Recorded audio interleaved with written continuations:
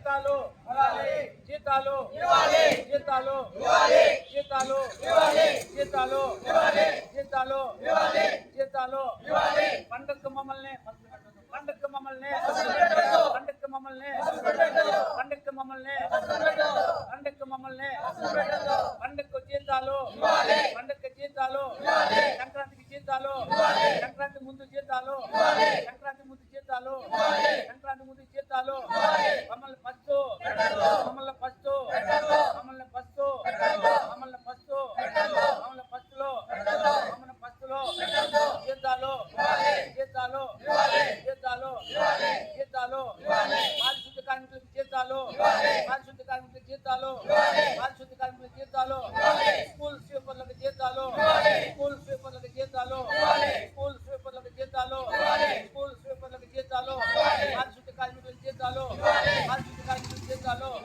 పారిశుద్ధ కార్మికులకు జీతాలు పారిశుద్ధ కార్మికులకు జీతాలు ఈరోజు మన చిత్తూరు నగరపాలక సంస్థకు సంబంధించినటువంటి ఇన్ఛార్జి కమిషనర్ గారిని, అదేవిధంగా నగరపాలక సంస్థ హెల్త్ ఆఫీసర్ గారిని కలవడానికి రావడం జరిగింది. ఎందుకంటే ఇప్పటికే 2 నెలలు పూర్తయి 3వ నెల జీతాలు పారిశుద్ధ కార్మికులు ఇవ్వకపోవడంతో చాలా ఇబ్బంది పడే పరిస్థితి వచ్చింది. ఇప్పటికే ఒక పండుగ వెళ్ళిపోయింది.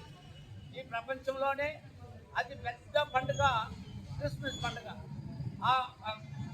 ఆ క్రిస్మస్ పండుగ కూడా జీతాలు ఇవ్వలేదు. అదేవిధంగా ఇంకా పెద్ద పండుగ హిందువుల సాంప్రదాయం, ఈ భారతదేశంలోనే ఒక పల్లె గ్రామాల్లో చేసుకునే పెద్ద పండుగ అంటారు అది సంక్రాంతి పండుగ. 3-4 రోజుల పండుగ అది. ఈ 4 రోజుల పండుగ వస్తూ ఉంది.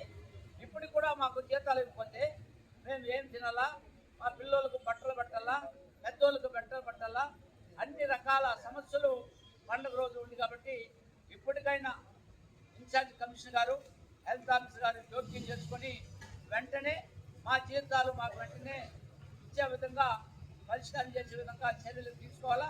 లేని పక్షంలో మేము 9వ తారీఖు నుండి 8 వరకు చెప్పారు.